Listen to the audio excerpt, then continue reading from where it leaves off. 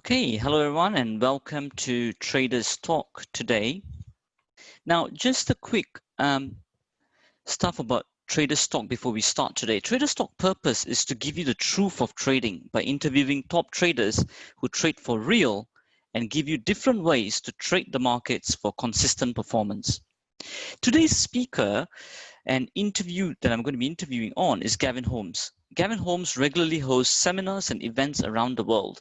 He has also appeared in many industry competitions and events. He has written 2 books, Trading in the Shadow of the Smart Money and A Complete VSA System Explained. He also developed the smart trading strategies used in the company's core trading activities. Hello, Gavin. It's great to have you here today at Traders Talk. Great, Thiru. Thank you very much for inviting me, and welcome to all of our guests here and those of you watching the recording afterwards. I want to thank all the team at Master the Markets. Great company. I met Thiru at one of the Forex shows that I was speaking at, and I highly rate the company, and I suspect that over the course of the next few months we'll be doing some live trading together. And it's a great pleasure to be here with you today and spend my afternoon with you. I'm broadcasting live from the New Forest National Park in a beautiful place called Burley. And last night we had 38 deer jump over the fence and eat all the grass. So Wow. I don't require a lawnmower anymore. Gavin, thanks for the nice intro and the backup for us as well. Just let us just get into the interview slowly in. So just a little bit background about you. So we would like to know, like, how did you first get into the world of trading? How old were you when you get started? What event triggered you? Do you do other things along with trading or do it full time? So I'm actually a former police officer. I worked with the Met Police and the Hampshire Constabulary, and that's how I started my career. And that was always my intention to stay in that career. But then I got injured on duty when I was in the Met, and so I had to retire. So after that, I decided, well, what am I going to do? I need to find something that I'm going to enjoy. I went into the jewelry business very briefly, which I was successful at. But cut a long story short, I started an exhibition design business out of London. I lived in Beckenham in Kent, and that design business was very successful. And through it, I met my current business partner, Richard Bednall, and he had an internet company. And this was back, we're talking, well, 22, 23 years ago now. So that's how long I've actually been doing the trading side. And how we met the man that taught me to trade was a gentleman searched the internet, and he searched the internet for a company that could do web design and stuff like that. And he contacted me, and I said, well, what do you do?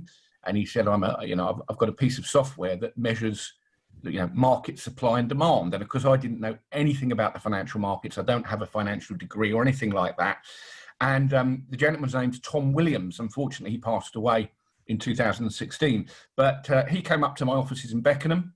This was the meeting that changed my life. I've written about it in my book, my first book, Trading in the Shadow of the Smart Money. And it was, I do believe in destiny. I think things happen in life for a reason. And I only had a very short period of time to meet with this guy, but literally I was going to give him 15 minutes to tell me what he was doing, to see if it was worthwhile getting involved. I ended up spending the whole day with him. And I realized that there was something in what he was telling me. And although I didn't know anything about trading, I knew a very big trader in the city of London. So I got the software from Tom. It was called, at that time, it was called Genie Chartist, and sent it to this guy called Simon. And I said, look, what do you think of this? And he said, Gav, you've got to get involved with this company. You've got to do something. He said, this is a very powerful tool that they've got, and the tool is called volume spread analysis. So basically, I've been trading now for just over 23 years. Actually, I got started, by meeting Tom, getting the software, and then literally learning. I never thought I'd become an author. I'm writing my 3rd book at the moment. I never thought that would happen because I'm not naturally an author. But as Tom said to me before he passed away, he said, Gav, he said, if you want to get your message out to the community, you have to write a book. He said, because it's your calling card. And do you know something? He's been absolutely right. I've traveled to, well, I just counted it today, 22 countries I've been to, including the Middle East, and I've been to Singapore, Hong Kong, and I've spoken in all of these different countries.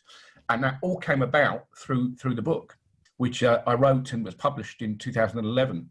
So that's how I got into it. It was an accident. I didn't look for it. I didn't expect it.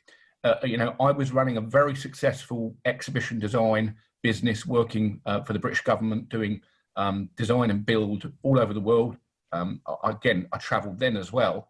But that one meeting, and it was just that one meeting that day, which I'll never forget, in my offices in Beckenham in Kent, was the turning point in my life. And without doubt, it was the best thing that ever happened to me. And I became very good friends with Tom, because literally a year after I met him, my father passed away, and he became like a second dad to me. And that was, I spent a very happy many years with him. And I would go down to his house in Worthing in the south of England, sit out in the garden with him, and we discussed the markets, and we just sat there and we traded. We looked at charts, and one of the things he did say to me, he said, "Gav," he said, "one day you'll be a fund manager. You'll actually have your own fund, and you'll be able to trade." And I can tell you that's happened in the last 2 years.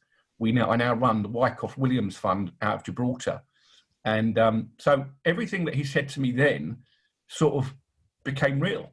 And it's been a wonderful experience. And you'll probably tell from this interview, I thoroughly love what I do. And I know Thiru does as well, because I've seen him present in London, and he's got as much passion as I have. So I think that's a key part of trading. If you're not passionate about it, you're not going to succeed. Do you agree with that? Very well said. I think definitely very well said, Gavin. I mean, it's so interesting listening to all the traders that we've interviewed, all their journey in their trading career, and it's so interesting how all the dots connect together, especially for you. I mean, look at that, such a variety of professions you had: police officer, jewelry business, web design business, and guess what? And that's the business that brought you to meet your business partner, Richard, which I've met as well. Awesome guy, and also to meet Tom Williams, which then made you then become who you are today. Very interesting. And that's why I always reflect on what Steve Jobs always said. You can never connect the dots going forward. You can only connect it looking backwards. So really amazing. And to also appreciate this intelligent orchestrator that is invisible to us, who's orchestrating all these things, and how beautifully our lives just shapes up to be.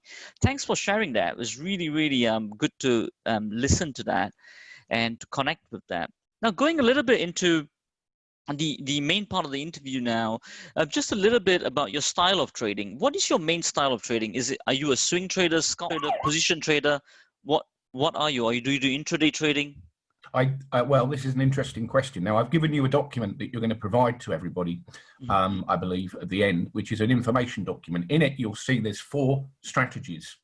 Now, the hedge fund, the strategy we operate for the fund, is very much position trading. Okay, we do intraday trade, but I don't class myself as a scalper or a swing trader or a position trader. I'm just a trader, and if I see an opportunity, like I saw in the euro today on the 5-minute chart, then I would take that. If I saw an opportunity in the the bonds, or an opportunity in gold, then I would take that as well. So I think that ultimately I class myself as a trader, and I don't try and pigeonhole myself in one place, because if I see a position in the intraday, and I will be honest, I do trade more intraday than I do. I don't really try to pigeonhole myself as one type of trader, because what Tom Williams taught me is you can trade on a 1-minute chart, a 10-tick chart, or a weekly chart. And I'll show you, I'll prove this to you at the end, that you can use multiple time frames. You don't have to, I'm a multiple time frame trader. So, but most of my trading that I do, especially during the week, is intraday trading. So I trade a lot of currency futures. I mean, today even the currency futures have been very giving, especially the pound. I also am very big on gold. That's really where I'm recognised on the internet as a specialist, because I forecast the collapse in gold back in 2011/2012 and did some YouTube videos on it, which have had loads of views. But I think it's very dangerous for traders. I mean, some people just say, well, I'm a scalper, that's all I want to be. That's absolutely fine. No, I don't have any problem with that at all. But I also have other traders that work with me, And they all have, in fact, one of them's in this room, Lauren Snedeker, who's out in Boston, in Massachusetts. And her style of trading will be slightly different to mine, but nevertheless, because she's an intraday trader.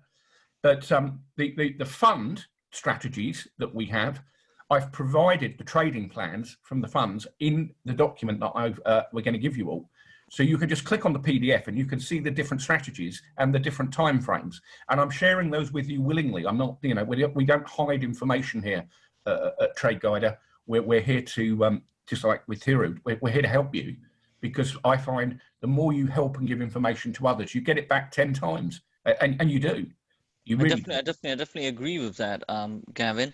I mean, in terms of the document, guys, we will email that to you, because I'm still looking at webinar Zoom here. I think there's no function to share the file straight away here. So I'll email that to them. Definitely. Thanks for sharing that, Gavin. No problem. Yep. And in terms of, so you just mentioned that you are a trader any time frame, intraday trader, and you're a specialist in gold. Like in terms of your entry, we'll go on to the entry questions. Is there like a concept to all your trade setups that you take? Absolutely, 100%. There's a trading. It's a trading plan. So in effect, those documents are part of my wider trading plan. I have a 12-page written trading plan, which is available from tradeguider.com. You can see it. I don't hide it. I highly recommend that everyone writes a trading plan. It's a bit like writing a life plan. You write the information down and it makes more sense. I follow specific entries based on something called volume spread analysis, VSA for short. And it's based on a method that was taught many years ago by Richard Wyckoff. Now, if you type in Richard Wyckoff, and his surname is spelled Wyckoff, you'll find that he was a trader back in the 1920s and 30s who had a cult following basically on Wall Street. He had a newsletter that had over 200,000 subscribers. That was without the internet. And he was an expert in volume price analysis. And that's exactly what I follow. I don't use mathematical formulas myself. I do use volume price. I think that's the key. But then we also have an added thing, which is the spread or the range of the bar. And then the other thing that I like to teach people is to be completely contrarian. You know, if you look at American Airlines stock the other week, it actually went up in value after they said they're laying off people and then went back down again. But the best example I can give you of how contrarianism works was my best trade ever, which was in 2010. I was speaking at MIT in Boston to the Boston Traders Group, large group of traders. And Tom Williams had rung me the night before. And this was the week of the oil spill crisis, you know, the Gulf of Mexico. We must all remember that. And he said, Gavin, we've got to buy BP shares. And I turned on the TV and they said, we can't cap the well. And I looked at that and I looked at the chart, and we have one of our indicators on there. It's our strongest one.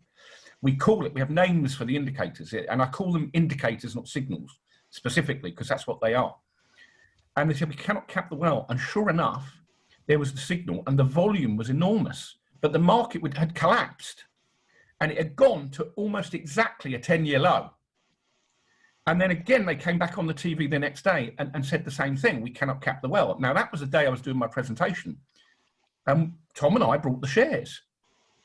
Now, I can tell you now, and you can go back and look in for fact, that stock doubled in value the day after. It took 6 months, it doubled in value.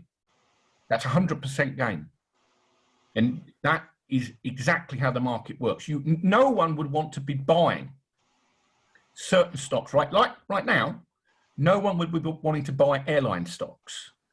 But I can tell you, we've got a scanner that finds out exactly when the smart money, as I call them, are going to start buying airline stocks. It's not here yet. I can tell you they're still selling. But the scanner picks up the unusual volume, and then it looks for the price spread or the range of the bar, which is simply the high and the low. If we're talking about a daily chart, it's the high and the low of the day. And then we look at the closing price, simple as that. And that is the strategy. And at the end here, I'll be able to show you a couple of charts, one which is intraday and one which is end of day, which will show you the importance of understanding volume price analysis. It is a key. It's a very important part of it. Now, it doesn't mean you don't use technical tools. It doesn't mean you don't use candlesticks. No, I'm not saying that. A lot of our customers use many other tools and use our tool as a confirmation before getting into the trade to give them the probability of success. But there are some rubbish tools out there, and there's some really good ones. And you know, we've got a free resources section where you can go and look at the information that we provide, look at the videos, and then and decide for yourself. So Thiru, that's what I use, and you know that because I know you've seen me talk and I've seen you talk. So, and I think you recognise that volume is quite an important part as well, don't you? That hence the reason for inviting me here. No, definitely, Gavin. I totally agree with that. I always have told you in our conversations that price combined with volume is the most dynamic combo. And I think that's what we started speaking on, and that's why you're here on Traders Talk. Interesting stuff you said on the volume spread analysis, and I know that that is the main concept for all your trade setups that you take. Now, in terms of, so just to reiterate, or just to get clear on that, most of your typical trade entries are all based on volume, or is it a combination on price as well? So if I were to make that question a bit more clear and distinct, so is it first your primary trigger is volume, then confirmed by price, or is your primary trigger first price, then confirmed by volume? That's a very good question, and it's a very easy answer. It's always driven by the volume. Okay. Because as Tom taught me, volume is activity. It's activity. I've got a sticky note that I stick on my wall here, and I've had it for a long time, and it says, volume is activity. Now, what we're actually charting here on our trade guider screens is 3 universal laws, okay, that drive charts. They drive the markets. There are just 3 clear principles in universal law which makes markets move. The first one you will have all heard of, I'm sure, which is supply and demand. Okay, we hear about it in oil, we hear about it in gold, supply and demand. That's the key to this. The second is cause and effect. Cause and effect. Everything has a cause and then an effect on the price chart. And then the most important one for me is the confirmation, which is effort versus result. You want to write those 3 laws down because everything we teach is based around those 3 laws. There's a 4th one, but those 3 are the most important from a charting point of view. The other thing that is very important. Gavin, just a quick one. Just if you want to just repeat those 3 just for the audience, just in case they didn't. Yeah, it's supply and demand, cause and effect, and effort versus result. It's all in my book, which you're all going to get a copy of for free. So don't worry about that. You'll get a PDF when you go to tradeguider.com. You can get that. It discusses these in detail. It's a very important part. But the bit that's very rarely discussed in any traders' interviews that I've heard is the 4th one, which is the law of attraction, or the belief system of the individual, believing that you can make money in these markets. I have a very strong belief system, and I start my day a very specific way. And my success has come from the belief system, because that is something that traders often don't have. They make 3 or 4 losing trades and they beat themselves up and they say, I can't do this. But there's no such word as no in my vocabulary. It doesn't exist. There's always a yes somewhere. And if you make a mistake, then it's just a lesson. And if you, as Thiru said there, read Steve Jobs' final interview before he passed away, he's a very clever guy. Obviously, you saw that throughout his lifetime. And he you know, we've all got Apple products, I'm sure many of you have. But he was an inspiration. If you read his book, he's been very inspirational. And I found that by reading good, solid information, it helps your belief system. And then the charting side of it, which is what we teach, comes from practice. You know, I'm trying to take up golf again, right? I'm absolutely rubbish, right? Because I haven't practiced. I couldn't even hit the ball when I tried the other day on Burley Golf Course. I missed it several times because I'm rubbish. But I know if I go out there 3 or 4 times a week and spend a couple of hours, it's a 9-hole course, and I practice, because I used to be good, I'll get good again. And I think this is the thing with trading. If you get good education, if you have a really good belief system, a very good mindset called we study something called mindfulness, which is very important, then you can make it in this business. I've seen it many, many times. Interesting. Interesting. So Gavin, it's good that you mentioned mindfulness because we're going to come into that later on. Just a quick one on the entry stuff before we carry on into the other section. Do you scale into your trades?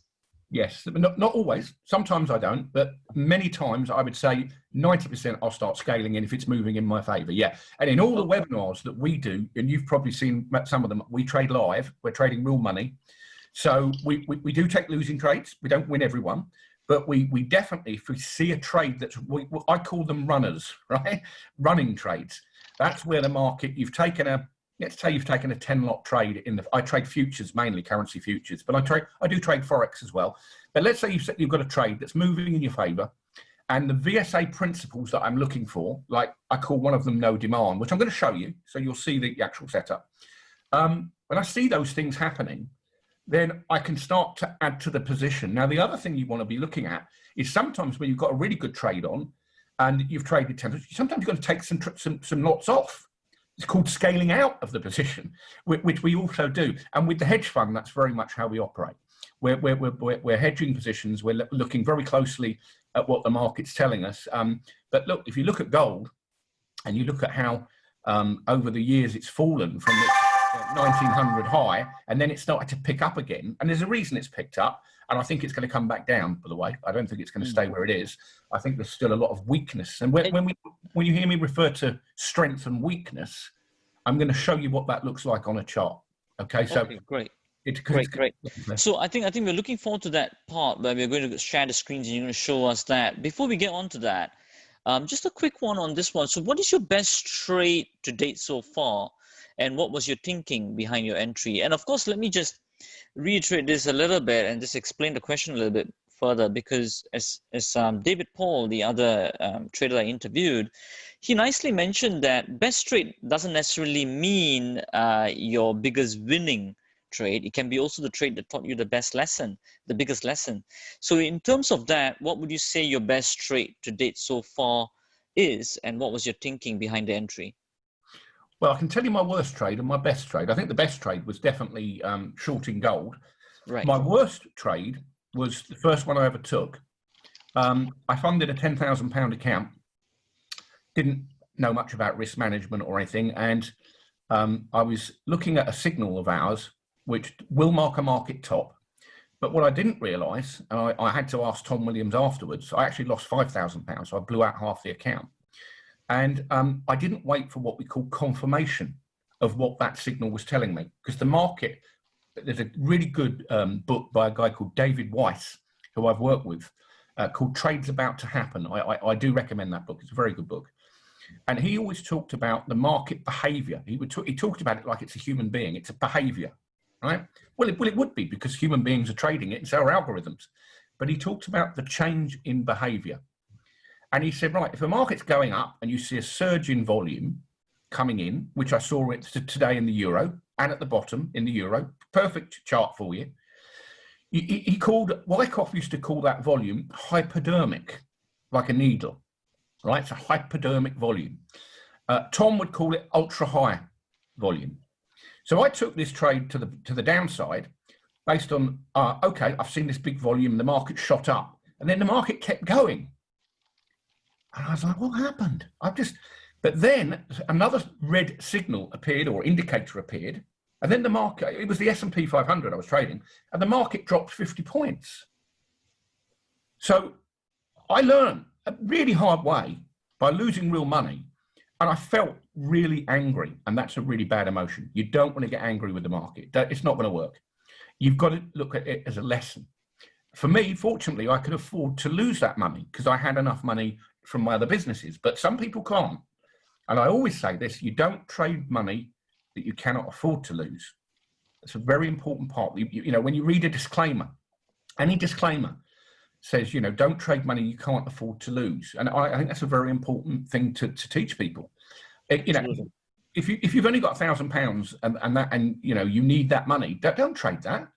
But if you've got £10 million, and there are many of our customers who are high net worths, and they want to put 500,000 into the market, then that's absolutely fine. If they can afford to lose that, you've got to remember that your attitude to the market will be very much geared by how you're attached to your money, because you are attached to it, whether you like it or not. Money drives society, whether we like it or not.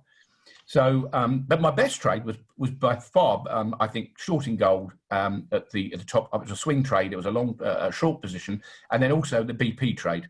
That's been very, very good. Those two, because they're so contrarian, they're so opposite. Yeah, it's so opposite.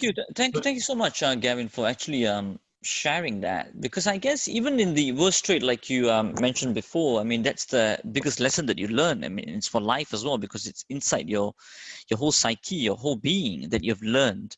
And the main one that you learn in there is that you have to wait for the confirmation, as said by Tom Williams.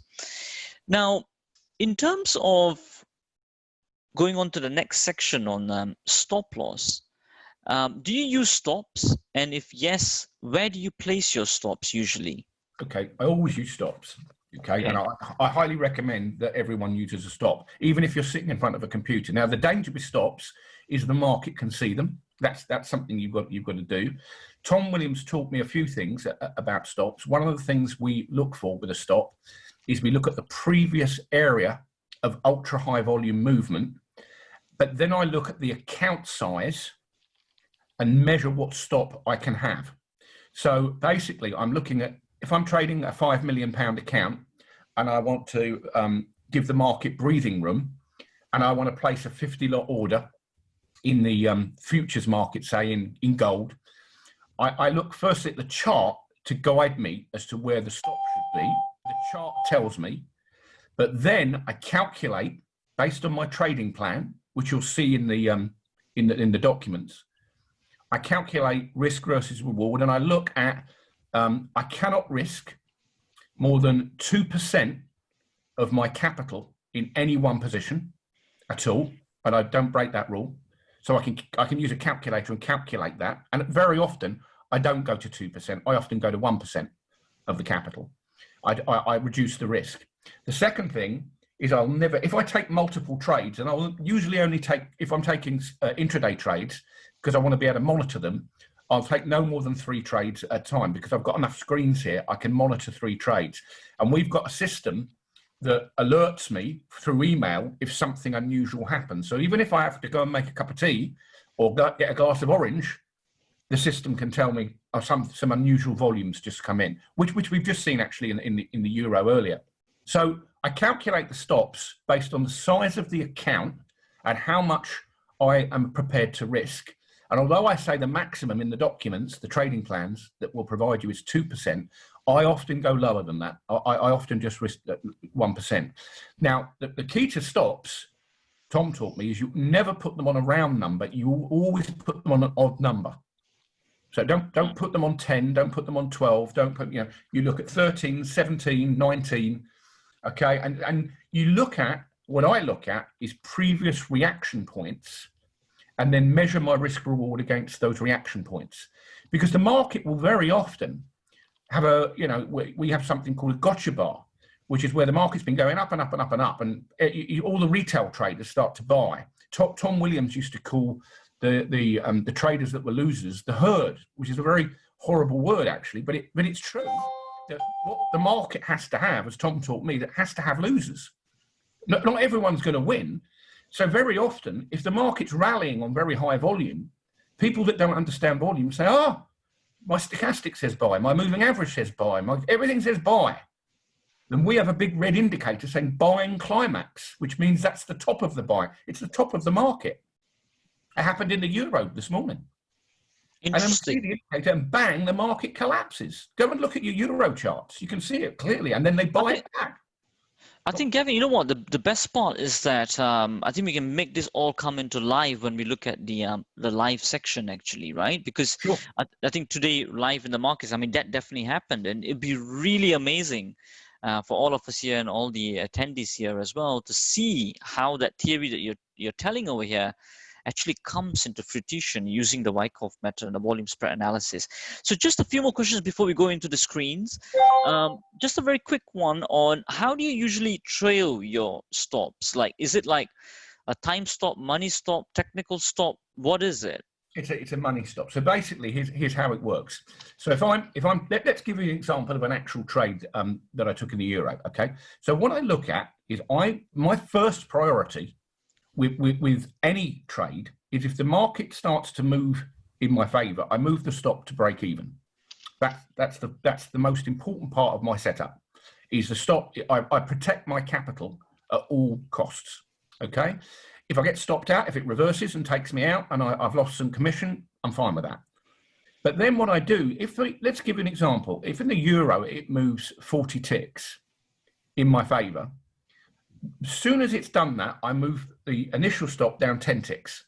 So I've locked in 10 ticks of profit. And then I look at the volume to tell, so I'm using the volume as my guide as to whether to chase the trade. Now, sometimes you'll get, like in gold, this happens a lot. You'll get a trade moving, especially around news. And I don't trade into news, I trade out of news. I never trade into news. I trade out of the news, the other side. Because if you trade into the news, you're going to get whipsawed, which is where they just take you out. But once they've left their footprint, I'm talking about the smart money here, you can trade with them. And of course, they're going to move the market in a direction. So what I tend to do is I don't have a set rule. I say, right, okay, and this is most definitely for intraday trading. It's very, very ideal because what you want to try to do, and it's the same for Forex, you want to try to get a stop to break even and profit.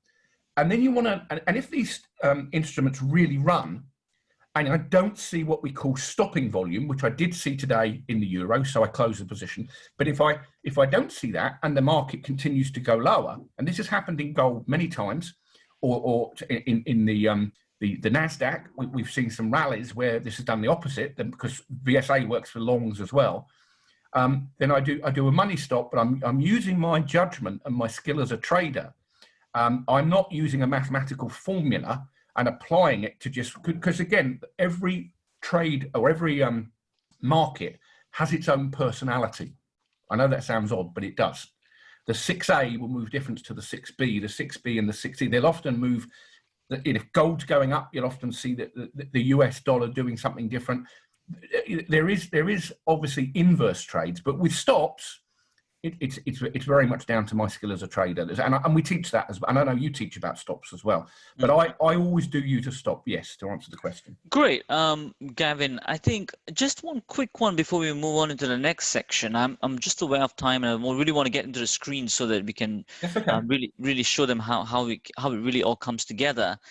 Just a quick one on stop before we carry on is that you have mentioned that you use your judgment as a trader and you're not really a mathematical statistical trader. Now, just a little bit on that stops, right? So based on that is that, so imagine now you move your stop to break even, and let's say out of 100 trades, let's say 70 of them hit your stop, you've broken even, you've not lost any money, and then they all run further up.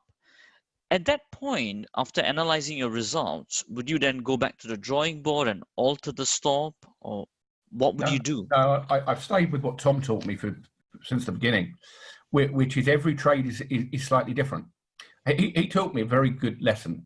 He said, look, if you look at a trade, if you look at an oak tree, right, and you look at a giant oak tree, and I've got several in my garden, and you take a leaf off the oak tree, you look at the oak tree, they all look pretty similar. They look like an oak tree, right? It's pretty logical. But once you take a couple of leaves and put them under a microscope, you're going to see that the leaves look different. Their molecular structure is different, each leaf. Each trade I take is slightly different. It follows the same rules. So I don't try to apply a mathematical formula to any of my trading at all. Because the markets don't like mathematical formulas. Just have a look at the Black-Scholes formula that was there, which completely failed in the end. It worked for a while, but the market traded it out of existence. So the market is an organism, if you like. So I treat it as such. So each day, when I'm looking for trades, I let the software find them first. So I let the software find the trade, and then I look at where I think the stock should be based on previous volume areas. That's really the key. I'm not applying a math, but again, I will stress it all comes down to money management. That's what stops are about. Some traders don't trade with stops, and I think that's a big mistake. A big mistake, because if you get, like we've seen recently with COVID-19 and some of the massive moves in the market during the opens, you can wipe your whole account out. And by the way, stops are not guaranteed. Keep that in mind. You're not guaranteed a stop unless you pay for it. Okay, so a stop is just there. You can get slippage on stops. Okay, where the market hits your stop, but you don't get filled. So keep that in mind too.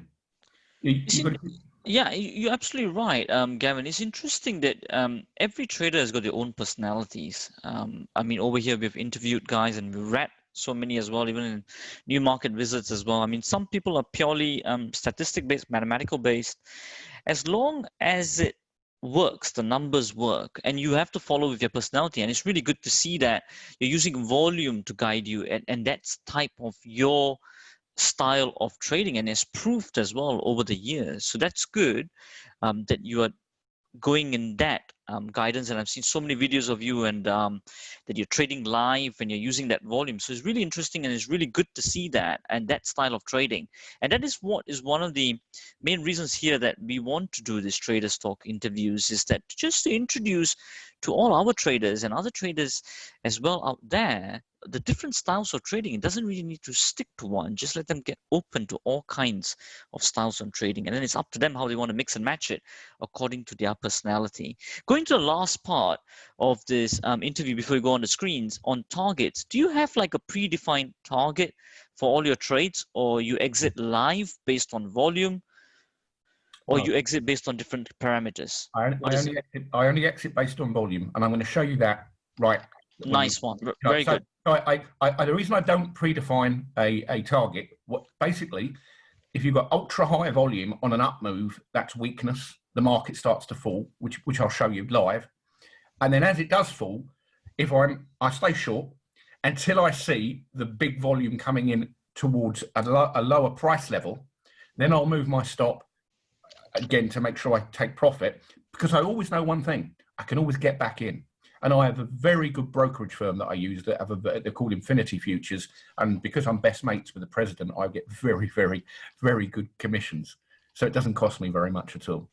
And you never, Tom always said to me, he said, Gav, you'll never go bust if you make profits in the markets. And that is true, because the whole idea is to make profits. And you're right, Thiru, when I talked to you the other day, it's very, very important that once you're trading with real money, you know, and we've got a hedge fund which are going to be producing. It's a private fund at the moment, but it'll be producing quarterly results. So, and they'll be posted on a website so everyone can see them. So you can see if we're successful, if we're not. Good stuff. Great. I think that's really the most important part here, especially transparency in this industry today, you know, especially when there's so much out there. Now, so okay, you said exit based on volume is really good, and you said if you get stopped out and you re-enter nicely, said by Tom Williams, you know, if you make profits, you're not going to get bust, which is so true as well. Absolutely spot on. And also the re-entry, and also because the commissions that you pay out for is not that much as well, so it's really good. I think you mentioned this one, scaling out. You do scale out. Now, this question, I actually got this from the New Market Visits book, and I thought it was really good, and that's why I included it here. In that book, the trader that was interviewed, he said that one of the litmus tests to see if you have found the strategy that really fits your personality is to see if you're at peace when you exit all your trades. At peace in the sense that you don't feel regretful that you got out early, or you don't feel, you know, gutted that, you know, your stop loss was far away and you got a loss, you know. So in that sense, do you feel at peace when you exit most of your trades? I actually feel gratitude for every trade. Very nice. That's it. I express gratitude for the fact that I'm able to trade, that I can see the screens. Some people have got a lot of stuff that goes on in their life. I mean, I'm grateful. The fact that I've learned this information. Tom always said to me, He said, Gav, he said, once you've learnt this, you've got this information with you for the rest of your life. So gratitude is actually what I feel. And do you know something? I'm even grateful for losing trades. Do you know why? Because I keep a trading journal and I actually keep a printout of the trades. I don't dwell on a losing trade at all. I just say, what did I miss? And very often it's timing, actually. It's just I've been a little bit too quick. But that happens. I'm not perfect. You know, I don't think any human being's perfect. But because I've never met a trader. I've been doing all the competitions. I've done all the traveling around the world, and I've met thousands and thousands of traders. And I have not yet met. Well, I've met one trader who says he's never made a losing trade, and that's my business partner Richard, because he only ever took one trade that was live, and he made £20, and then he gave up. He's not cut out for it. No, the way I start my day is in gratitude. That's a key to it. Because brilliant. Very nice you sharing that. Gratitude is one of the most powerful practices and emotions that you can really master. In fact, I always remember Sir John Templeton, one of the biggest billionaires and investors of our time, when Tony Robbins interviewed him and he asked him, what is the secret to wealth? And his one-word answer was just gratitude. And it's so nicely, aptly put that you have mentioned that. Very nice to hear. The last part here is the psychology. I mean, we all know psychology is very important, especially in this trading game. I think you mentioned quite a lot over here that one is, you trade money that you can only afford to lose. That's so important, and we keep reiterating that too. And the other thing is that, which is so important, is the word that starts with the letter P, which is patience, isn't it? I mean, the patience for the right signals to come, the patience that you're not getting impatient just to make some money to pay off the bills. You're trading on just out of anxiety to pay off the monthly arrears.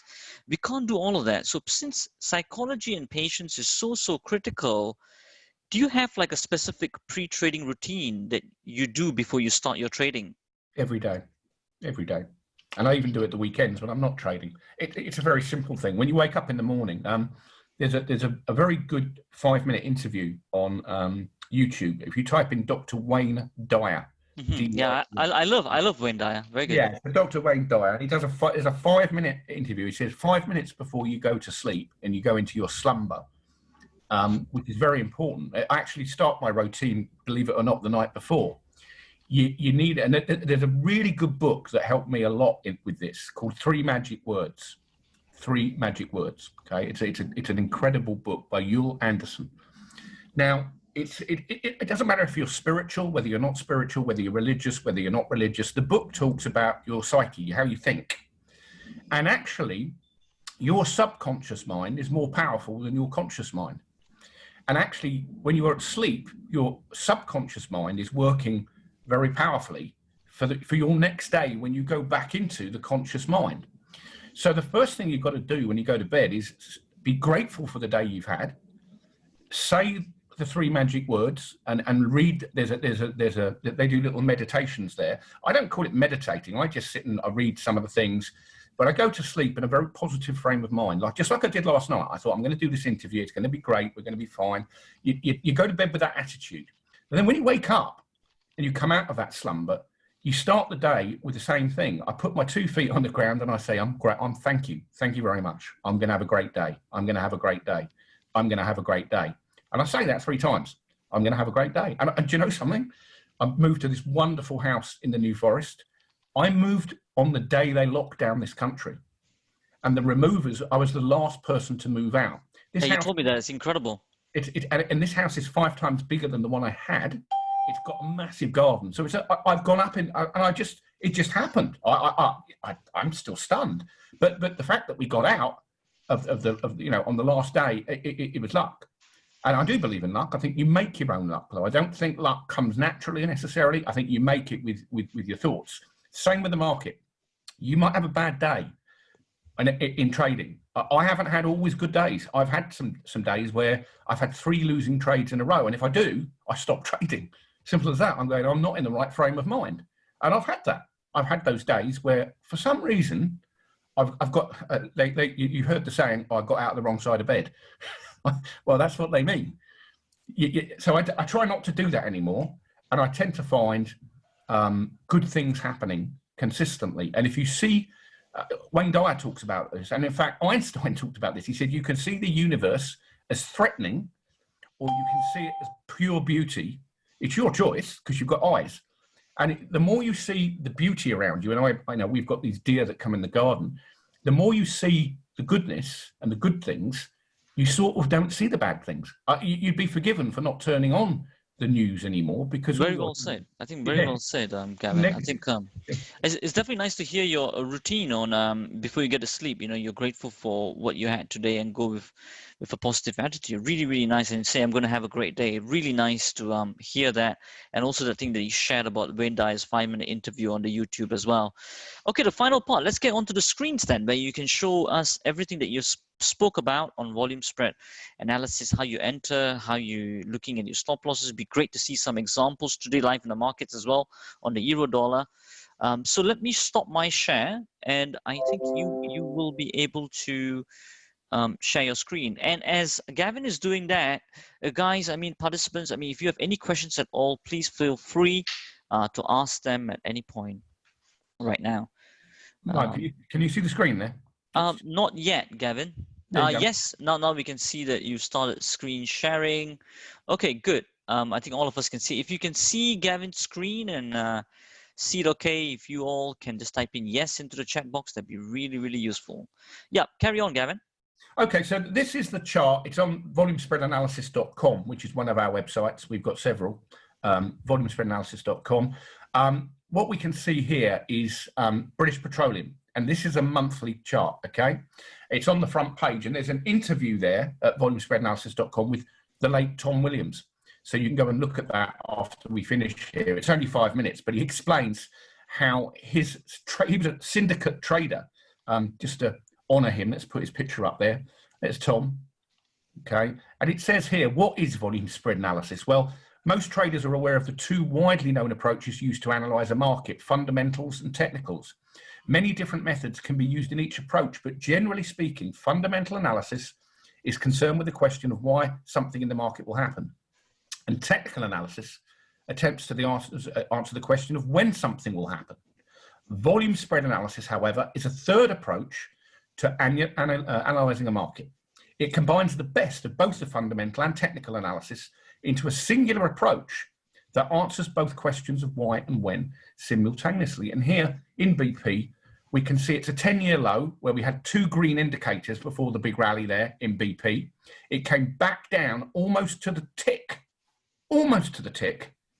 okay, a few months before, well, it was a year before, in fact, this, we had the oil spill up here, and then bang, it comes back down, and then look at the volume here, okay? That is what we call activity. I refer to it as Yao Ming volume. And the reason I do, I lived in Chicago for 15 years. And while I was there, I used to go and watch the basketball. And I watched Michael Jordan. In fact, I actually worked out in the same gym as Michael Jordan. But it's very interesting that Yao Ming was 7'6". He was a basketball player for the Houston Astros. And so if you imagine all these little bars at the bottom are human beings, right? And let's say that's me, or that's me, that's Yao Ming. He's 7'6", and it's on a down move. The news is terrible that the next bar reverses straight back up. And that was why the market doubled in value. Now, would you have bought BP if you'd seen the chart like I did? You would have done so. If you understood volume spread analysis, you would absolutely 100% have understood that. Right. Gavin, just a quick question on that. I'm sure the attendees will be having that as well. I mean, that is on the down move. So are you using a combination of price and volume because you're seeing that the move is extended? So therefore, the high volume that you're seeing over there is probably a buying volume. Is that right? Well, you can see, you can't see the closing price, but the closing price doesn't close on the low of the bar. It closes up here at about 20% of the bar. But it's as the next bar starts to build, right? And I went down to a weekly chart and a daily chart. So I saw this, but then as this bar started to move up, that can't have been selling, can it? Well, we can see it can't be selling because it rallied. It went up to $50. So it's quite logical. Demand has overcome supply. Let me show it to you in a live chart. Let's just stop the share for a minute, and we'll put up the 6E. All right, now this is classic VSA. All right, so I'm going to start up here at the top. Okay, can you see the chart through here? Yes. I think we all can see it as well. Can you guys all see it as well? Just type in yes. Yep, carry on, Gavin. Okay, so I know we've only got 10 minutes left, so I'm going to get straight to it. All right, so here we're looking at the 6E, which is the euro. These are all the charts that I'm currently scanning. And I'm using what we call our smart center technology, which I haven't got time to show you, but it's here, and it's giving me setups. All right, we've just had one in the British pound, okay, and it's flashing. It's looking at all these different time frames, and it's a proprietary system that looks at volume, price, and what we call trend. And obviously, we can see that this particular one in the pound. Now, what I'm going to do, I'm going to just restore all of them to see if we get any trend alignment. I can see gold is starting to move lower. So we'll probably have a quick look at that. And what I'm going to do, I'm going to mark across, because I'm going to say to the software, I want, and this is a strategy, it's called Sharpshooter, which I've given you the document for. I can see all of these trends are lower. I want to look for a sign of weakness. So when this happens, it will give me an audible alert. And if I set it, an email alert from the scanner to tell me when what we call a sign of weakness appears. Now, let me explain two key signs of weakness and a sign of strength. Let me ask the audience, and I can't see the answers here, but what do you notice about the volume here on this bar compared to the other bars behind it? What do you notice about the volume? By the way, this salmon and this sort of colored histogram, all right, is telling me if it goes into this pink area, that I'll call it a salmon area, that the volume here is obviously got to pay attention to. So I'm assuming you can all see that, but that's what we call ultra high volume. Exactly. And So I think, Gavin, we've had some answers that saying absolutely that, very high volume, ultra high. Yeah. Now, Thiru, look at the bar itself. Where does the price bar close? It's a 5-minute chart. Does it close on the top, the bottom, or in the middle? Somewhere in the middle. In the middle. It's pretty much dead middle. Okay. Now, what's happening here is supply is overcoming demand. The sellers are starting to take control. How do I know that? Because on the next 5-minute bar, we close lower than the closing price of this bar. Now, if that was buying in this volume, and by the way, anyone with a stochastic or a moving average would see this as a breakout trade, and they'd be wrong. They'd get their backsides handed to them on a plate. So it's got a red signal on it, okay? The second most powerful in the software. The buying climax.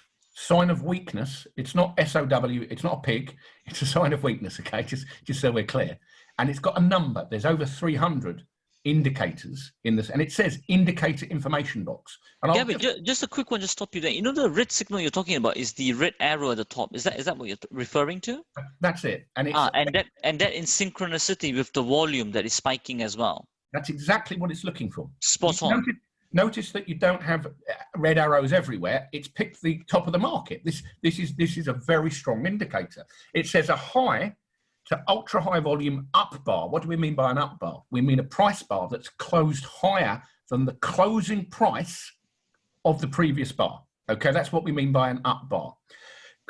So a high to ultra high volume up bar closing in the middle, which it's done, shows supply overcoming demand and indicates professional selling. In order to sell, the professionals have to unload into a rising market by selling to the herd. If they sold on down bars, prices would fall too rapidly against them. It says here, this bar should be into fresh higher ground. Well, it is. There's no price action up here to the left. It's a false breakout. They happen 90% of the time on high volume. But most retail traders using stochastics, moving averages, will be getting buy signals on this top. I know that because I've taught people and they go, I would have brought that. That's got to be buying because the price went up. No, that's wrong. You look at the closing price. And I use multiple time frame analysis. You can see what I'm using here. Gavin, now, just a very quick question on that, basically, which is Just a little bit of a quantified parameter question here, because I think I mean most of our traders here, they're used to looking at that way, because we look at that way as well in a quantified mathematical way. Have you ever looked at all the trade signals that gives you first this red arrow with the high volume synchronicity? What will the total sample size of that be? Let's say maybe is it 100, 200 for, let's say, one currency instrument, and then out of that total sample, how many of them go in the favor that is signals?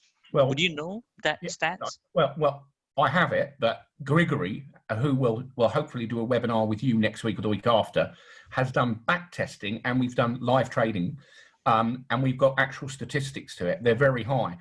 A buying climax like this has a percentage probability of about 88% of the market falling. That's really good. That's very, very good. It's very high, and so we consider now, even when it appears, and the 12, if you look at the 12% where it didn't go immediately, it just depends on the time frame, because you can get a buying climax here on a 5-minute chart, but then the market could still drift up because of momentum. Now momentum carries price up, so this just could be what we call the start of distribution. But in this case, the volume was far too high. Now let me, because I know we've only got 3 minutes left, let me play out to you what happened.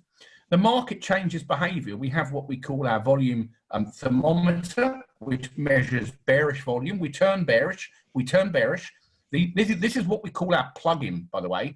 I'm using Infinity AT charts, but we support TradeStation, Sierra Chart, MT4, MT5 if you're a Forex trader. But let me get to the point. So what happens down here? What do you all notice now here about the volume on this bar, which has got a big green indicator on this bar? It's the highest volume on the chart, and it's got an indicator on it.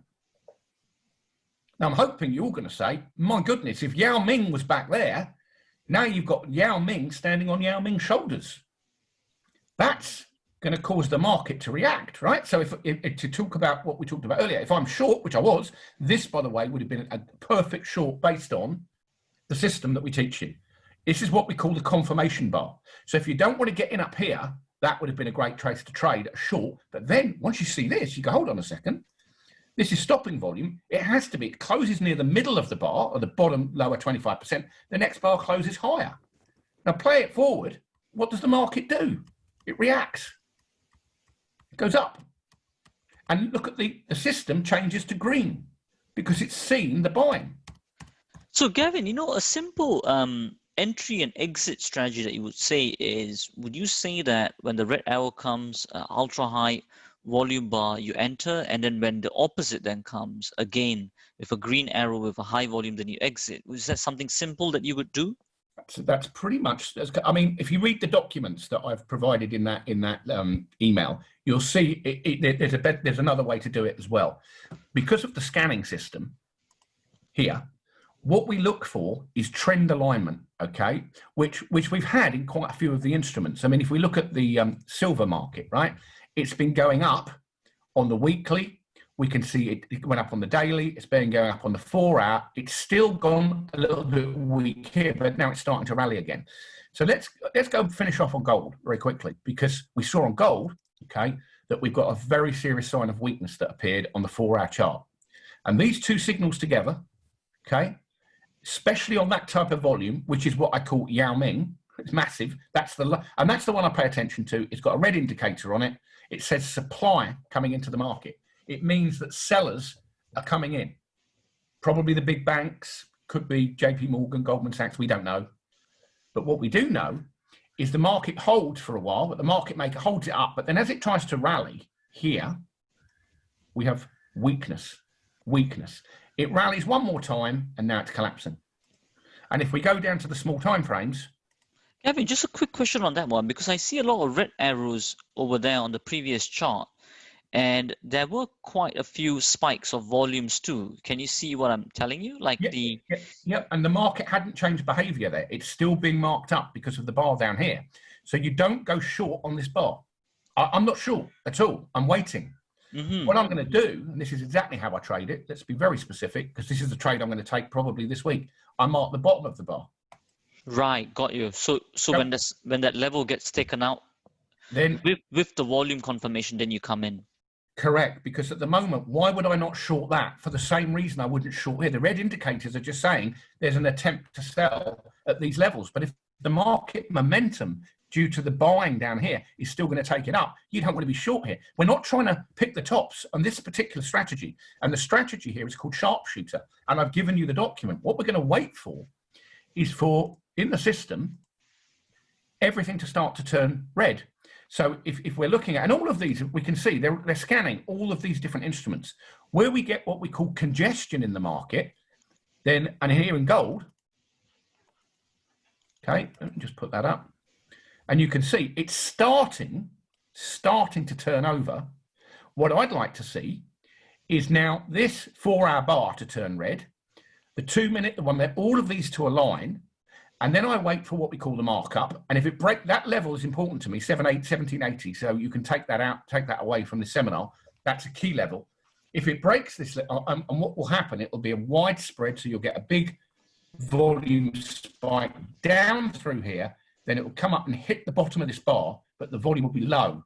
And then it will start again to decline. If it does that, that's your setup to go short. You don't go, just because it's a red signal doesn't mean short it. What we, again, read the document. It's very, very clear. It's very clear. Gavin, just to conclude off, maybe that'd be great to see the euro dollar chart too. I mean, which is what happened today. And sorry, I mean, you can just finish off what you just said. Yeah, so, well, here, that was the euro that we looked at earlier, okay? So we've got the weakness at the top here. We've got the buying down here. Now, there's a lot of buying, okay? Now, I would expect that, I haven't got time to explain these dots here, but they're basically support and resistance. And at the moment, we're stuck in between support and resistance because these are based on trend lines. And Thiru, I will explain these to you when we get a chance to talk next time because they're incredibly powerful. They're using, and one thing I didn't talk about today, because we haven't had time, is trend lines. You'll notice I've got no trend lines on my screens, but actually behind the computer software, there are thousands of trend lines that are projected out to here. And you're going to see it stuck. You'll see this price now stuck until these dots move, because there are multiple trend channels that the software draws out, and they're very, very clever. There's a lot of stuff on the YouTube channel which you can find. Okay, great stuff. I'm just aware of time, just a little bit, 3 minutes past 1:30. It's been really, really very interesting today, Gavin. Thanks for sharing so much of value, so much of different insight. It's really great stuff that you shared with the traders, which I'm sure they'll be using some of it to boost their own trading performance. So that from here, now, if they want to find out more about you, what's the best place they can go to? I would say the best place is to go and get my book and Tom's book. And you can get that.